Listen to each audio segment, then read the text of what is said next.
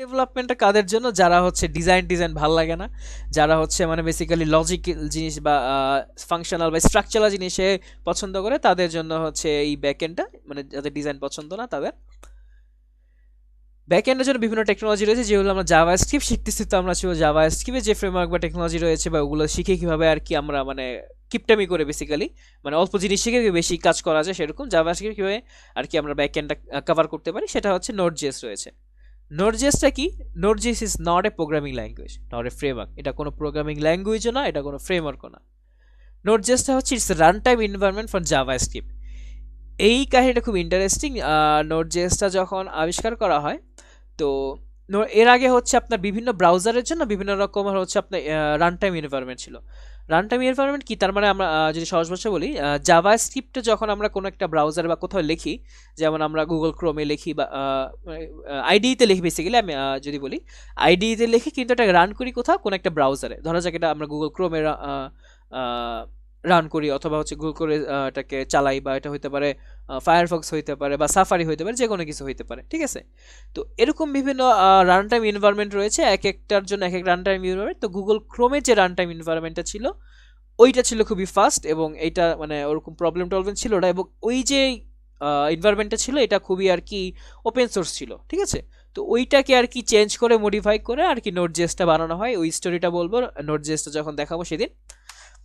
তো এই তো নোড.জেএস। এরপরে নোড.জেএস ছাড়াও আরও বিভিন্ন রকমের ব্যাকএন্ড টেকনোলজি রয়েছে, মানে পাইথন দিয়ে আপনারা করতে পারেন। পাইথনের বিভিন্ন ফ্রেমওয়ার্কস রয়েছে যেগুলো দিয়ে আপনারা করতে পারেন, যেমন পাইথনের হচ্ছে আপনার ডিজাঙ্গো রয়েছে, তারপর পাইথনের ফ্ল্যাক্স রয়েছে, ওগুলো দিয়ে হচ্ছে আপনারা চাইলে হচ্ছে ব্যাকএন্ডের টেকনোলজি ওগুলো করতে পারেন। তারপরে হচ্ছে আপনার রুবি রয়েছে, রুবি টেকনোলজি, রুবি ল্যাঙ্গুয়েজ যদি বলি, রুবির ভিতরে রুবি রেলস রয়েছে, রুবি সিনাত্রা রয়েছে, ওগুলো দেখতে পারেন। তো এগুলো যেহেতু আমাদের মেন উদ্দেশ্য না, এগুলো হচ্ছে আমরা দেখাচ্ছি না। তো পিএইচপি দেখতে পারেন, পিএইচপি হচ্ছে আপনার খুব পপুলার একটা ফ্রেমওয়ার্ক রয়েছে, যেমন লারাভেল রয়েছে, সিম্ফনি রয়েছে, ওগুলো দিয়ে হচ্ছে ব্যাকএন্ডের কাজ করতে পারেন। তারপর হচ্ছে জাভাতে স্প্রিং রয়েছে, তারপর গুগল ওয়েব টুল কিট রয়েছে, এগুলো দিয়ে হচ্ছে আপনারা করতে পারেন। রাস্ট রয়েছে, রাস্ট হচ্ছে রকেট আরএস, গো, এগুলোতে ব্যাকএন্ডে কাজ করতে পারেন। যাই হোক, তো যেটা বলছিলাম নোড.জেএস এর কথা। নোড.জেএসটা আমরা কেন শিখবো? কারণ নোড.জেএসটা আমাদের বেসিক্যালি দুই কাজ হয়ে যাচ্ছে। আর যাই হোক, এই নোড.জেএসটা আমাদের কি হলো, এই তো নোড.জেএসটা শিখলাম। নোড.জেএস এর পরে কি করবো? নোড.জেএস যে ফ্রেমওয়ার্কটা এক্সপ্রেস.জেএস শিখবো। এক্সপ্রেস.জেএসটা কি করে আমাদের কাজটাকে আরো বেশি হ্যান্ডি করে তোলে, এই জন্য এক্সপ্রেস.জেএসটা শিখবো। এবং এরপর আমরা কি শিখবো? ব্যাকএন্ড হচ্ছে আমরা এসটিটিপি বা এসটিটিপিএস এগুলো শিখবো। সার্ভারলেস এই জিনিসটা, এপিআই, ওয়েব সকেট, এমভিসি মানে model view controller, CICD, codes, rest বা গ্রাফকিউএল, এই জিনিসগুলো শিখবো। ভালো কথা, ব্যাকএন্ড শেষ। এখন আমরা কি শিখবো? ডেটাবেস কি? ডেটাবেস হচ্ছে আমরা ওয়েবসাইটে বিভিন্ন ইনফরমেশন থাকবে আমাদের, তাই না? এই ইনফরমেশনগুলো তো আমাদের কোথাও জমা রাখতে হবে। কোনো একটা ইউজার কোনো কিছু কিনলো, বা কারো ইনফরমেশন, কারো তথ্য বা এরকম কিছু, এই ইনফরমেশন রাখার জন্য আমাদের ডেটাবেস লাগবে। তো এই ডেটাবেস দুই রকম হয়ে থাকে, একটা হচ্ছে এসকিউএল ডেটাবেস আর একটা হচ্ছে নো এসকিউএল। এখন এসকিউএল আর নো এসকিউএলটা কি? এসকিউএল হচ্ছে স্ট্রাকচারড কোয়েরি ল্যাঙ্গুয়েজ। তার মানে হচ্ছে যেই ল্যাঙ্গুয়েজটা কোনো একটা স্ট্রাকচার বা প্যাটার্ন রয়েছে, এটা স্ট্রাকচার বা এসকিউএল কোয়েরি ল্যাঙ্গুয়েজ বলা হয়। এসকিউএল ভিতরে পপুলার যেগুলো, একটা হচ্ছে পোস্টগ্রি এসকিউএল, মাইএসকিউএল, আর একটা হচ্ছে এসকিউলাইট। এই তিনটা হচ্ছে পপুলার আপনার এসকিউএল ডেটাবেসের ভিতরে। আর নো এসকিউএল ডেটাবেসের ভিতরে পপুলার হচ্ছে মঙ্গোডিবি। এবং এই মঙ্গোডিবিটা হচ্ছে আপনার সবচেয়ে পপুলার যে স্ট্যাক রয়েছে, মার্ন স্ট্যাক, সেই মার্ন স্ট্যাকের অন্তর্ভুক্ত। মার্ন স্ট্যাক এম, মঙ্গোডিবির এম থেকে এসেছে, এক্সপ্রেস.জেএস এর ই থেকে এসেছে, রিয়েক্ট.জেএস এর আর থেকে এসেছে, এবং নোড.জেএস এর এন থেকে এসেছে, এবং এই চারটি টেকনোলজি মিলে বলা হচ্ছে মার্ন। আচ্ছা, ভালো কথা।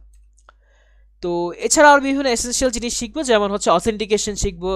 গুগলের যে ফায়ারবেস প্রোডাক্ট রয়েছে, সেটা দিয়ে আমরা কীভাবে গুগল দিয়ে লগ ইন করতে পারি, বা ফেসবুক দিয়ে লগ ইন করতে পারি, গিটহাব দিয়ে লগ ইন করতে পারি, ইউজার ইনফরমেশন, এই জিনিসগুলো শিখবো।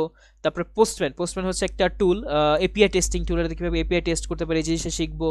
তারপর হচ্ছে OAuth, rate limiting, load balancer, document কীভাবে করতে হয়, তারপরে রিভার্স প্রক্সি, হ্যাশিং জিনিসটা ইম্পর্টেন্ট কেন? আপনাদের ওয়েবসাইট যখন বানাবেন, তখন ইউজার কোনো পাসওয়ার্ড বা কনফিডেন্সিয়াল কোনো কিছু দিল, এই কনফিডেন্সিয়াল জিনিসগুলো যখন সেভ রাখবেন, নর্মালি প্লেন আকারে সেভ রাখতে পারেন। ইউজার পাসওয়ার্ড দিল 1234, এখন এই জিনিস 1234 রাখলো তো হ্যাকার হ্যাক করে ফেললো, এটাকে হ্যাশ করে SHA-256 বা কোনো একটা অ্যালগোরিদম ইউজ করে এটাকে হ্যাশ করে দেন হচ্ছে আপনি একটা প্যাটার্নে রাখলেন, এই আর কি।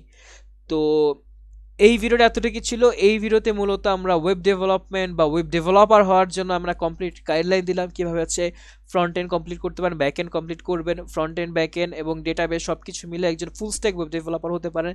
তো এই ফুল স্ট্যাক ওয়েব ডেভেলপমেন্টের যে রোডম্যাপ নিয়ে ছিল এই ভিডিওটি। আশা করি আপনাদের ভালো লেগে থাকবে, সাথে থাকবেন, দেখা হবে ইনশাল্লাহ। আল্লাহ হাফিজ, আসসালামু আলাইকুম।